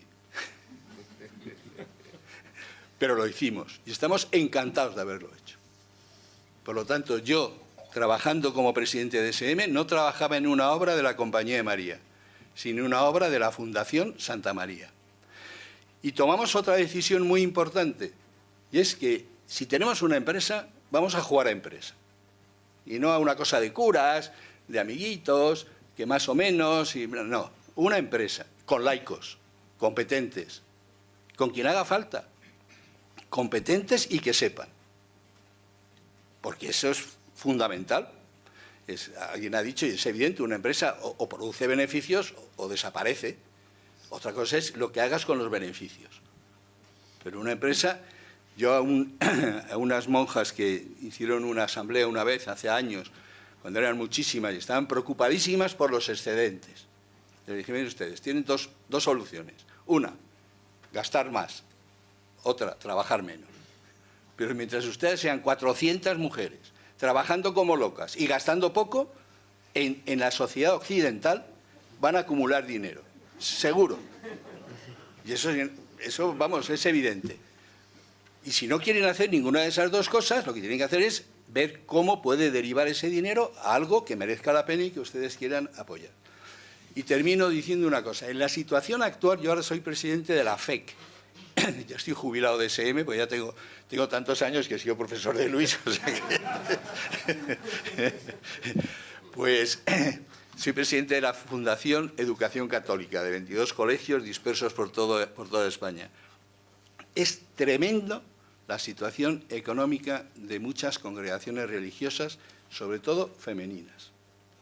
No han tenido visión ni posibilidad, ni las han dejado, el machismo se ha dado en la sociedad y también en la Iglesia, no se las ha dejado formarse, el caso es que ahora se encuentran con una situación en la que están luchando, sobre todo congregaciones pequeñas, que tenían un colegio, 2 colegios, que lo llevaban más o menos como podían, y están en situación tremenda. Y además las han engañado en muchísimos casos. Ha habido mucho, alguien también lo ha dicho, de comunión diaria, que se ha acercado con el rosario y la estampita, he dicho, yo les llevo la economía. Y se la ha llevado a Gescartera, por ejemplo, porque ahí dan el 8 en vez de 3. Y ha habido muchos casos de esos. Yo creo que un compromiso de esta asociación es precisamente evitar que esas cosas ocurran, ser capaces de tener la posibilidad de ayudar a esas congregaciones religiosas, masculinas también hay alguna, pero sobre todo femeninas, y ayudar a la Iglesia en ese sentido, porque la Iglesia necesita ayuda. Muchas veces tiene unos instrumentos y no sabe cómo emplearlos porque han crecido demasiado, han cambiado las circunstancias, y me parece que es una buena función de esta asociación el ser asesor en estos temas para todas las instituciones de Iglesia que puedan requerirlo. Y termino. Pues muchas gracias. Bueno, la verdad es que has puesto sobre el tapete un tema muy interesante. Me ha recordado, cuando has hablado de la Fundación Santa María, aquella frase que ya no me sé el latín, pero que decían los romanos de la honradez, que se la alaba pero tirita. Es decir, que sí está muy bien lo de dar, pero sean otros. Bueno, vamos un poco ya con prisa y ahora, bueno, con prisa no estamos muy bien porque la verdad creo que está siendo interesantísimo el debate. Ahora bajamos a otro nivel, que es el plano de las inversiones. Ahí hay que invertir, hay excedentes que hay que invertir, alguien tiene que invertirlos, ¿dónde se invierten? Gescartera daban el 8, pero bueno, en Gescartera daban el 8 porque claro, si es el viejo sistema de la banca del Banco de Valdomera, pues eso funciona así. Pero se puede invertir en todas las cosas, también lo ha suscitado Fernando, es lo mismo invertir en una cosa que en otra. Bueno, ahí Borja Barragán, que a pesar de su juventud lleva ya una importante trayectoria, siendo naturalmente licenciado en Administración de Empresas y habiendo trabajado en bancos de inversión, ahora está en Julius Baer y ahí ha creado un fondo de inversión católico. Y eso creo que es interesante. Muchísimas gracias Luis, primero por haberme invitado, que la verdad es que cuando me lo dijiste dije, madre mía, ¿qué voy a poder contar yo y cómo voy a poder, desde mi pequeña atalaya, como tú lo llamas, pues dar mi humilde testimonio de cómo veo yo la gestión de las inversiones financieras, sobre todo de esta manera más específica, ¿no? Como bien dices, soy Borja Barragán, tengo 34 años y desde hace año y medio me dedico profesionalmente a asesorar a instituciones religiosas en la gestión de su patrimonio. Y sobre todo de manera más específica, recientemente pues he dedicado todos mis esfuerzos a lanzar un fondo de inversión que el único cometido que tiene es intentar acercar la doctrina social de la Iglesia al mundo de las inversiones, ¿no? que en muchos casos parece que son antagónicos. Voy a ir directamente al grano porque sé que tenemos muy poco tiempo. Coincido con muchos de los ponentes cuando dicen que hay mucha controversia en temas de Iglesia y gestión económica. Sí es verdad que hay una percepción en la sociedad donde dice que la Iglesia efectivamente hace cosas buenas, hace buenas obras y además que los bienes materiales son necesarios para llevar a cabo esas obras.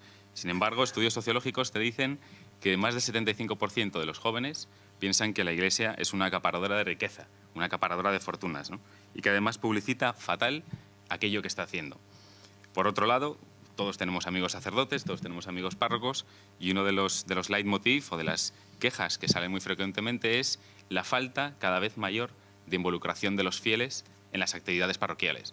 No solamente en dar catequesis, convivencias, etcétera, sino sobre todo también en el aspecto de la gestión económica y de la involucración económica con su propia parroquia, ¿no?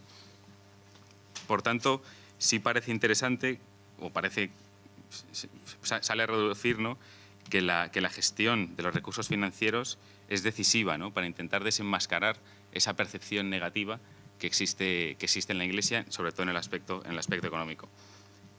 Yo que me encuentro en mi día a día. En mi día a día, bueno, pues tengo la oportunidad de ver muchas cosas, ¿no? Pero una de las cosas que más me llama la atención, ¿se me oye bien o me acerco más al micrófono? Sí. Que más me llama la atención es, sobre todo, el anquilosamiento que existe en estructuras obsoletas a la hora de gestionar los bienes financieros, ¿no? Estudios sociológicos demuestran que cuando una persona tiene bienes, automáticamente entras en un círculo de autosuficiencia y de seguridad. Esto es un peligro, porque lo que haces es que te conviertes en propietario, y tú cuando eres propietario de algo intentas protegerlo. Y eso es un peligro porque lo que estás haciendo es limitar el uso de los bienes, que esos bienes te han sido entregados para gestionar. Lo que estás haciendo es limitar muy probablemente la misión para los cuales están hechos esos bienes, ¿no? A mí me ha gustado mucho, cuando estaba preparando un poco la ponencia, encontrar dos referencias que hace la doctrina social de la Iglesia y el Papa Francisco sobre este tema, ¿no? La DSI, en el Destino Universal de los Bienes, en el punto 178, dice: el individuo no puede obrar prescindiendo de los efectos del uso de los propios recursos, sino que debe actuar en modo que persiga, además de las ventajas personales y familiares, también el bien común. De ahí deriva el deber por parte de los propietarios de no tener inoperantes los bienes poseídos y de destinarlos a la actividad productiva, confiándolos incluso a quien tiene el deseo y la capacidad de hacerlos producir. Ahí probablemente entre en juego el papel de los laicos, ¿no? Y el Papa Francisco, en Evangelii Gaudium, nos invita a ser una iglesia en salida en ese sentido también, ¿no? Donde dice que prefiere una iglesia accidentada, herida y manchada por salir a la calle antes que una iglesia enferma por el encierro y la comodidad de aferrarse a las propias seguridades. No quiero una iglesia preocupada por ser el centro que termine clausurada en una maraña de obsesiones y procedimientos. Yo creo que en muchos casos a mí me llamaba la atención cuando se preguntas, ¿no?, ¿Cómo estás gestionando? ¿Qué visión tienes? ¿Para qué están estos bienes que estás gestionando? Dicen, ¿para qué voy a hacer unos presupuestos si esto nunca se ha hecho? Llevo 20 años y nunca se ha hecho. ¿Para qué voy a comparar otros bancos que a lo mejor me dan otros servicios? ¿Para qué? Si yo conozco a fulanito desde hace 20 años, ¿no? Pues ahí entramos en peligros y en sombras que conocemos del pasado, como mencionaba don Juan, respecto a GES Cartera, etcétera, ¿no? Simplemente una pincelada pues, para dar lugar a reflexiones. Ya es mi testimonio cuando yo establezco una relación con alguna institución religiosa, intento dar 3 pautas que deben regir la gestión de los bienes, y es basarse en 3 pilares. Por un lado, en la responsabilidad, por otro lado, en la ética y por otro lado, en la transparencia. En el aspecto de la responsabilidad, como un poco la semejanza más fácil de entender que se me ocurre es que el gestor, el administrador, el ecónomo, tiene el papel del primer arquitecto de, por ejemplo, la Catedral de Santiago. Es decir, sabe que sus decisiones son determinantes para el futuro del proyecto, en el caso de la catedral, para el futuro de la catedral, pero también es consciente que él en ningún momento va a haber terminado ese proyecto. El primer arquitecto no va a haber terminado la catedral, porque se tardan cientos de años en construir la catedral. Si lo llevamos a la analogía a una organización religiosa, no hay horizonte temporal. El horizonte temporal es la eternidad, ¿no? Pero sí es consciente y asume la responsabilidad de que las decisiones que él tome pueden tener un impacto, no solamente hoy, sino también en el futuro, ¿no? La responsabilidad etimológicamente viene de respondere, ¿no?, que es dar correspondencia a lo prometido. Y muchas veces yo me encuentro pues cierta digamos, anquilosamiento, indiferencia, incluso tibieza a la hora de gestionar, como un poco de acedía, y me ha tocado ser ecónomo, ¿no? Yo ahí lo veo como, con un ejemplo es, ahora más que estamos en Navidad, estampa navideña, donde el padre regala al hijo el reloj del abuelo de oro, ¿no? El hijo, lo primero que le sale es dar gracias por ese bien que le ha sido entregado. Y se va a encargar muy bien de cuidar ese bien, de sacarle brillo, que los mecanismos funcionen perfectamente, para luego, cuando a él le toque, pasar ese legado que le ha sido entregado. Pero va a hacer todo lo posible para cuidar al máximo ese bien, ¿no? Desde el punto de vista ético, efectivamente, sí hay una sensación de que en la Iglesia hace muy buenas obras y desde luego es algo que la sociedad valora. Pero lo que la sociedad no valora, y desde luego donde se está haciendo mucho hincapié y donde hay muchos ataques, es en la falta de coherencia y en la falta de credibilidad. Es cierto, y bien lo decía Anastasio, que la Iglesia tiene bienes y esos bienes deben ser invertidos. Y deben ser invertidos con un objetivo, que es sacar el mayor beneficio, pero no por sacar el mayor beneficio por sí, sino porque ese beneficio va a ser puesto al servicio de la misión de la Iglesia.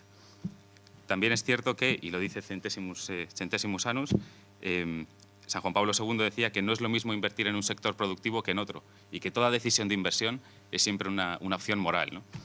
Por tanto, se debe hacer especial hincapié a la hora de cómo se invierte ese dinero para demostrar coherencia de cara a cómo se gestionan esos bienes para ponerlos al servicio de la misión, ¿no? Por último, me gustaría hablar de la transparencia. La transparencia es rendir cuentas. Cuando alguien rinde cuentas, lo primero que se genera es una sensación de gratitud hacia los bienes recibidos y por aquel que te ha dejado el legado, también una sensación de gratitud porque le estás dando razón de esa confianza que ha depositado en ti, ¿no? Y también la transparencia me parece que es una herramienta muy potente para hacer creíble la misión de la Iglesia, ¿no? Cuando alguien es transparente, y ya acabo, cuando alguien es transparente lo que hace es pasar de ser propietario a ser administrador, simplemente por el hecho de que ya tiene que rendir cuentas, ¿no? Esta transparencia lo que hace al final es generar corresponsabilidad, y la corresponsabilidad, a su vez, lo que hace es generar credibilidad. Respecto al papel de los laicos, a mí me llama mucho la atención, me siento bastante interpelado como laico por la encíclica Christi Fidelis Laici, ¿no? Donde nos dice San Juan Pablo II que nuevas situaciones, tanto eclesiales como sociales, económicas, políticas y culturales, reclaman hoy con fuerza muy particular la acción de los fieles laicos. Si el no comprometerse ha sido siempre algo inaceptable, el tiempo presente lo hace aún más culpable. A nadie le es lícito permanecer ocioso. Bueno, pues esta yo creo que es... Yo por lo menos me siento muy identificado y esta es una de las razones por las que estoy hoy aquí. Respecto al papel de los laicos, y ya termino, Luis, que me vas a echar la bronca si no, creo que los laicos debemos ser minorías creativas, ¿no? Las minorías creativas las define el padre José Granados, son un grupo de personas capaces de cambiar el marco de referencia en que se piensan las cosas, para hacerlo capaz de albergar órdenes nuevos, ¿no? La minoría creativa regenera órdenes establecidos, en muchos casos, en contra de la masa, lo que obliga a romper las seguridades que cada uno se ha establecido. Yo creo que el hecho de que hoy estemos aquí sentados hablando en este coloquio, que haya suscitado tanto interés por parte, no hay más que ver la audiencia que hay, y que haya sido organizado por laicos, es fruto de una minoría creativa.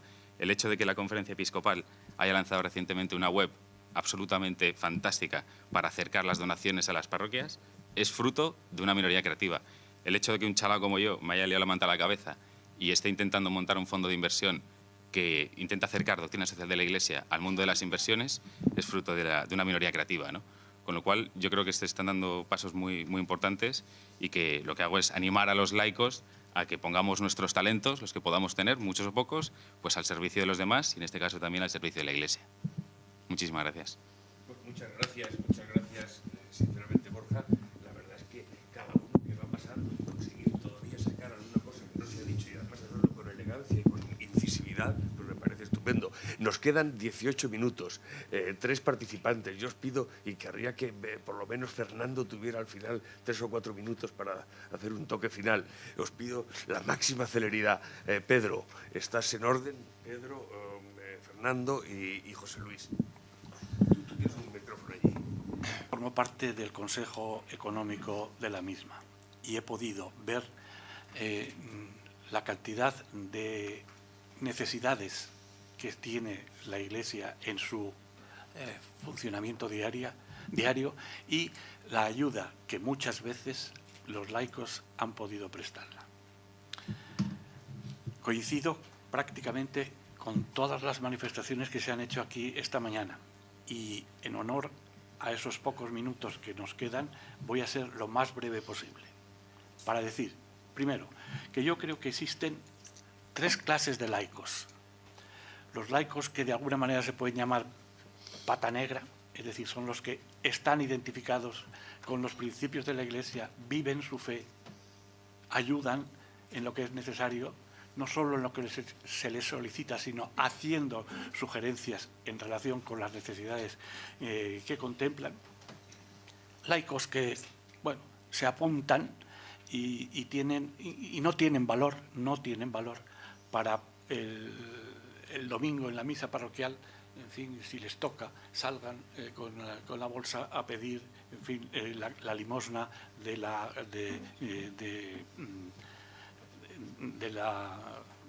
asistencia.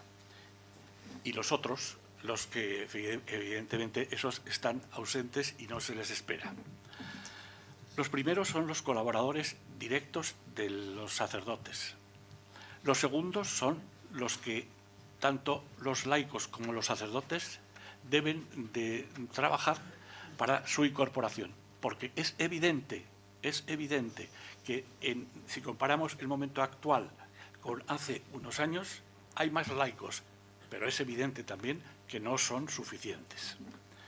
Entonces, los laicos que colaboran, se ha dicho aquí, me parece que desde el principio, que tienen que ser no solo buenas personas, que también, pero vamos, que si tienen, en fin, mal genio o mal carácter, pues se les puede perdonar si efectivamente ponen su profesión y ponen su ayuda y ponen su interés en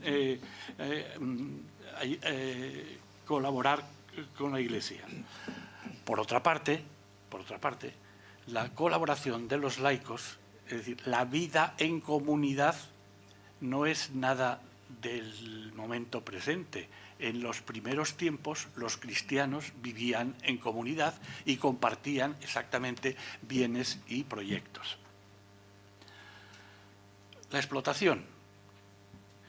Bueno, explotación o gestión de los negocios o los recursos que pueda tener la Iglesia. Bueno, a mí me parece que tiene que estar en función de unos resultados que no pueden ir más allá de lo que es justo para que se pueda mantener el negocio, y que pueda, en el mantenimiento del negocio, entiendo que efectivamente está la remuneración justa de los que están sirviendo a la empresa.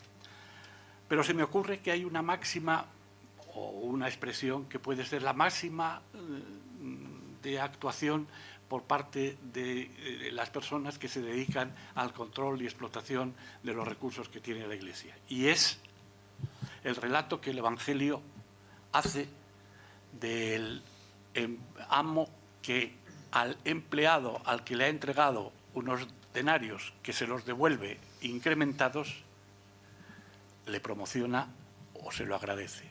Pues efectivamente, con esa idea, con ese criterio, es con el que efectivamente deben de negociarse los recursos de la Iglesia. Si echamos mano de un cuerpo de doctrina, el código... Lo siento, Pedro.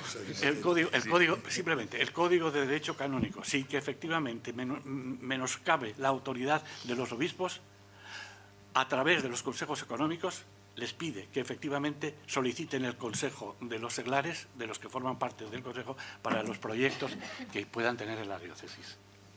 Nada más. Gracias, Pedro, y disculpa, que es que estamos tan cortos de tiempo porque las cosas hay que hacerlas en su momento. Los últimos siempre serán los primeros, pero no es cuestión de conferencia. Fernando Torres, que es claretiano y, entre otras muchas cosas, ha tenido y tiene experiencia en la gestión económica de su congregación y en asesorar a otras. Miren, yo la primera valoración que hago, y hecha con algún compañero que también tiene experiencia en estas cosas, es que nuestra economía de los institutos religiosos es la primera prueba de la existencia de Dios. O sea, el que tengamos hoy para comer y seguir funcionando, eso demuestra definitivamente la existencia de Dios. Ya está. Es claro, ¿no? Y yo lo digo porque de mi congregación y de otras congregaciones sé cómo se llevan las cosas y Dios mío.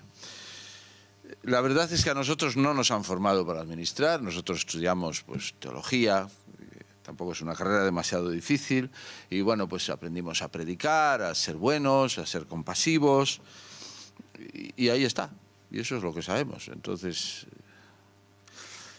eso quiere decir que en el grupo hay un punto de dificultad para comprender lo importantes que son los recursos económicos para la misión. Un punto importante. O sea, puede haber un capítulo provincial donde se estén 15 días y la memoria económica se le dediquen 4 horas. 4 horas. Se pueden hacer y diseñar proyectos, pero nunca se diseñará la parte económica que fundamenta el proyecto nuevo pastoral. Eso se nos olvida tranquilamente. Aparte de que en muchos de los miembros de los institutos religiosos hay un cierto desprecio hacia eso que son los números y la economía, etcétera, etcétera, ¿no? Lo económico no se ve como parte de la misión, es que eso es así para muchos, ¿no? Obviamente hay religiosos y religiosas preocupados con el tema, y eso es verdad, pero hay un gran desconocimiento técnico. Muchos religiosos saben leer perfectamente una partitura, pero la idea de leer un balance o una cuenta de resultados, y para muchos de ellos el concepto de amortizaciones puede ser muchísimo más complejo que el dogma de la Trinidad, sin punto de comparación. Aquí se ha hablado de inversiones, o sea, yo me pregunto en cuántos institutos religiosos hay elaborados unos criterios a la hora de las inversiones financieras. Solamente es una pregunta, ¿no? Pero al mismo tiempo, curiosamente, tenemos unas obras y unas actividades que muchas veces nos desbordan. Hoy en día muchísimas provincias religiosas tienen el doble o el triple de empleados que el número de miembros religiosos. Ahora puedo pensar en una provincia que conocí, hoy serán 100 personas en la, no vamos a decir si hombres y mujeres, 100 personas en la provincia con un número de empleados en torno a los 2.000. Evidentemente no estamos hablando de una empresilla familiar. Eso genera muchísimos problemas. Hay una gran dificultad para mirar al futuro. Estamos acostumbrados, yo creo, en muchas congregaciones a hacer presupuestos, pero los presupuestos son a un año. Echar la mirada más lejos, eso es complicadísimo, ¿no? Hacer cosas de esas como un plan director de obras, o ya es hablar de cosas impensables, ¿no? Que al mismo tiempo, curiosamente, hacemos obras y edificamos iglesias que son para durar 100, 200 y 300 años, ¿eh? Es curiosísimo, pero las dos cosas se dan al mismo tiempo. A mí me da la impresión de que ahora mismo en la vida religiosa, en general, evidentemente siempre hay excepciones, pero en general estamos pasando por un momento de crisis en el sentido de cambio, y de cambio muy profundo, ¿no?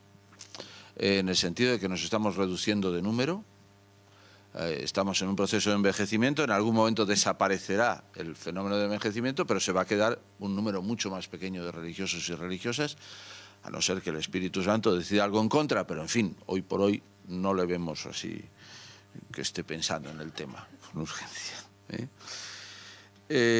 y en ese cambio,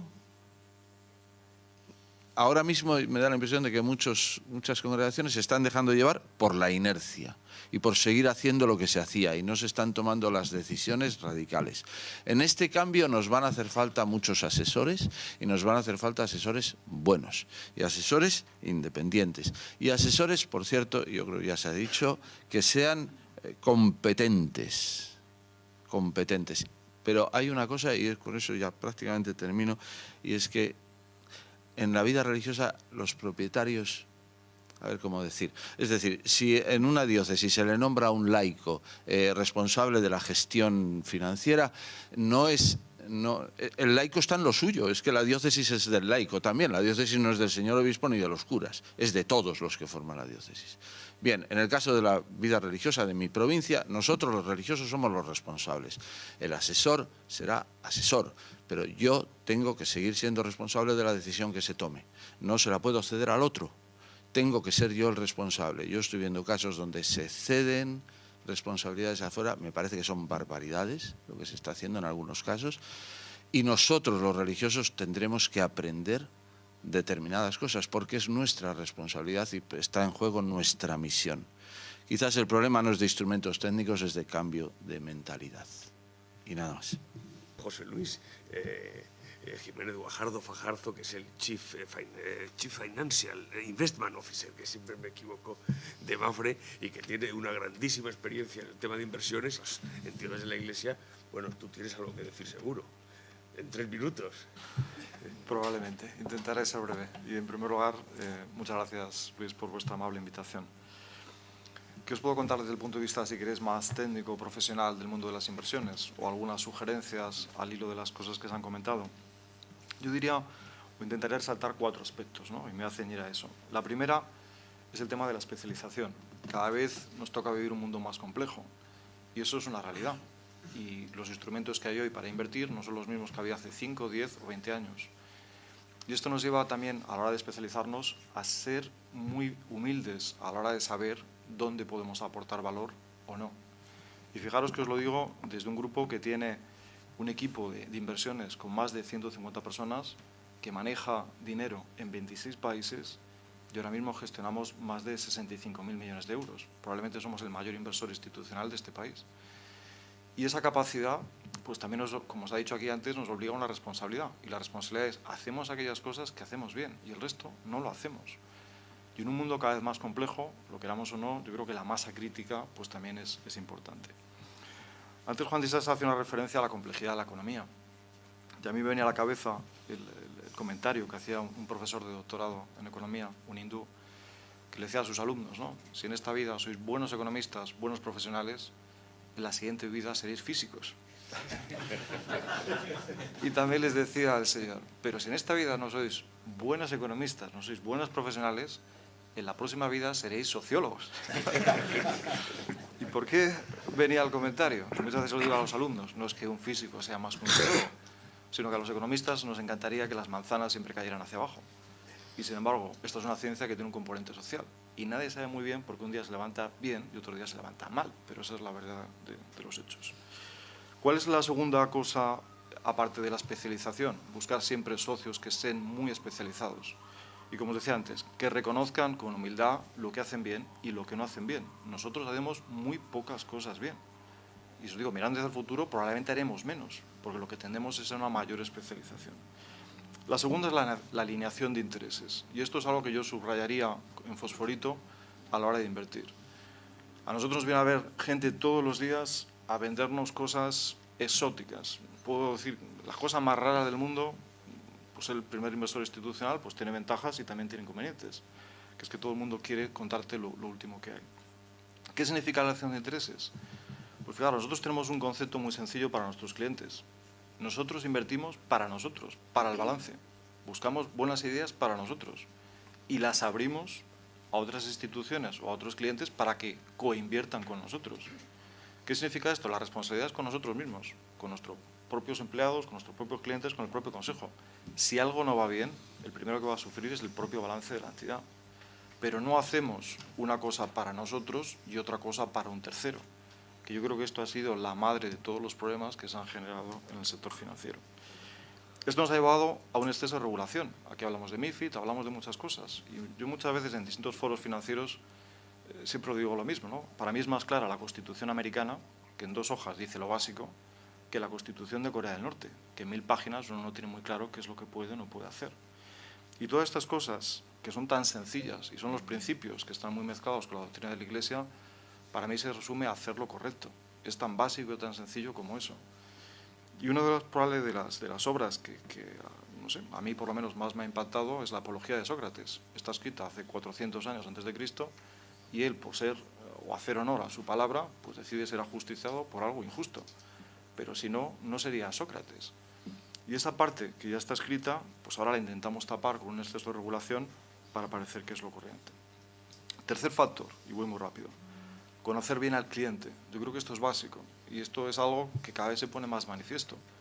No hay 2 personas iguales, no hay 2 instituciones iguales. Puede haber 2 instituciones religiosas con distintos criterios o objetivos. Si las entidades que nos dedicamos a esto no somos capaces de conocer bien a ese cliente, lo estamos haciendo mal. Y el último, que también se ha puesto muy de moda, es hay que tener mucho cuidado con listas, con rankings, con conceptos que ahora mismo se ponen muy en boga, donde muchas entidades, especialmente en el mundo de la gestión pasiva, hay gente que ofrece cosas muy baratas simplemente basado en criterios cuantitativos. Y como se ha dicho aquí en muchos aspectos, yo creo que aparte de identificar buenas empresas a la hora de invertir, hay que identificar a esos equipos humanos que están gestionando esas empresas. Y yo diría incluso más, prefiero una empresa con un resultado mediocre, pero un excelente equipo humano, que una empresa financieramente estupenda y un equipo humano que no es correcto. Gente que no es transparente, gente que no te dice la verdad, gente que te cuenta lo que te quiere contar. Al final, aunque la empresa sea buenísima financieramente hablando, vas a pagar un precio muy caro. Y eso nos lleva a un componente que no sé tratar aquí, con eso lo cierro, que es la parte de la gestión activa. Los especialistas en el mundo de la inversión tenemos que utilizar bien nuestros recursos para aportar a la sociedad ese extra de rentabilidad que va buscando en un entorno de tipos de interés cero. Nada, muchas gracias. Pues muchas gracias, José Luis, sinceramente también muy interesante. Cierra Fernando Jiménez Barrio Canal y con lo que quieras. Tú eres dueño de tu tiempo, aunque ya estamos sobrepasados 2 minutos. Brevemente, creo que ha sido tremendamente interesante escuchar a todos. Creo, y voy a hacer un resumen rápido, creo que hace falta más formación económica en la vida de la Iglesia, que hace falta ser más transparente, que la Iglesia es ciertamente compleja y que hacen falta personas comprometidas y que se pongan todas estas herramientas, un gobierno corporativo, plan estratégico, que también se ha aludido. Ha sido muy enriquecedor la experiencia profesional de Anastasio. Creo, coincido que esa dialéctica de laicos y clérigos es absurda, es decir, lo que necesitamos son personas competentes, sean laicos o sean clérigos. Es como si discutiéramos sobre si son señores con pelo o sin pelo, hombres o mujeres. Es que me parece una discusión ridícula, lo digo honradamente. Creo que hace falta, por supuesto, elegir bien las inversiones financieras y buscar inversiones que sean claramente éticas. Hay laicos de todo tipo, pero nos necesitamos a todos. Aquí no hay laicos de primera ni de segunda. Somos, bueno, pues pueblo de Dios y pueblo pecador, evidentemente, ¿no? Entiendo que la economía de los institutos también es compleja, es difícil. La economía de la Iglesia, en general, de todas las instituciones de la Iglesia, hay más de 40.000 instituciones que son Iglesia en España. Entonces, en fin, si hablamos de la economía de las cofradías, o de, en fin, es todo ciertamente muy complicado. Creo que se nos ha dado mucha luz en relación con el tema de las inversiones. Yo quiero acabar diciendo, miren, el jueves pasado, con todos los obispos delante, yo tengo la suerte de estar allí en la asamblea plenaria con los obispos y ser el único laico que está allí y, por tanto, ser rehén de todo lo que no puedo contar. Pero es verdad que entre las discusiones que hubo sobre la situación económica, social y política de España, que es tremendamente interesante, luego tocaron los temas económicos. Los obispos aprobaron, para que se hagan ustedes una idea, de que a partir del 1 de enero todas las entidades diocesanas se van a adaptar al plan contable de entidades no lucrativas con una serie de particularidades en las parroquias y demás, que va a ser el primer modelo de homologación de cuentas de más de 25.000 entidades. Han aprobado un plan de auditorías donde 25 diócesis van a ser revisadas en todos sus sistemas de control, no solo la diócesis, sino también su relación con las parroquias. Han aprobado un manual de inversiones financieras de acuerdo con las recomendaciones de la CNMV y normativa MiFID y demás, que en breve lo pondremos a disposición para la conferencia episcopal y a disposición de todas las diócesis, para saber qué podemos aprobar, qué podemos invertir y dónde no. Han aprobado un protocolo de blanqueo de capitales que se le ofrece a las diócesis para saber cómo deben actuar cuando un señor viene con un sobre con 50.000 euros.